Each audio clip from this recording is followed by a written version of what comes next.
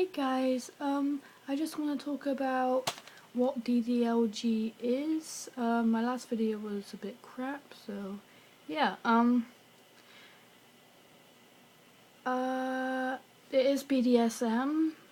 This stands for three things in one: BDSM, bondage and discipline, and dominance and submission, sadism and masochism. BDSM is about power play. One person gives power to another. Many other kinks fetishes are represented during BDSM dynamics. People that participate in BDSM may have kinky interests, or a few. DDLG comes from the dominance and submission part of BDSM. It is a different flavor of dom and sub dynamic. The creed of all BDSM is safe, sane, and consensual. The roleplay dynamics within BDSM are intense, often leaving doms and subs shaking and exhausted, which is where aftercare comes in. These exchanges, while intense, are also extremely purposeful. Doms and subs need to be very knowledgeable, have self-awareness and self-control, know how to effectively communicate consent. Doms and subs need to be strong and have internalized qualities like self-respect and high self-esteem to perform BDSM roleplay. Mental and emotional strength keeps them safe. Whether a dom is using a flogger or giving a sippy cup to assert his power, he needs to understand the what, why, and how of what he is doing. His intentions are extremely important. Those deep understandings of himself and of his sub are crucial to the dynamic.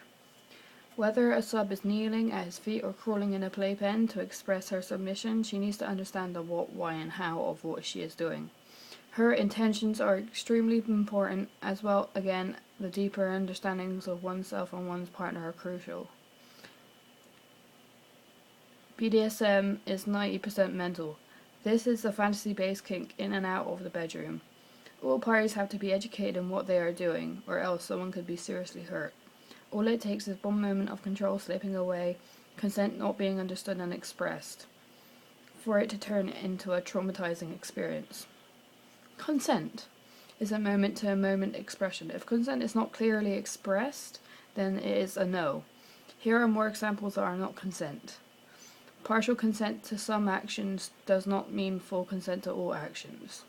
Having had consensual sex before does not mean consent to all future sexual acts. Consenting to an action ahead of time does not mean unlimited consent during the act. Staying quiet due to being unsure or being unable to speak does not equal consent.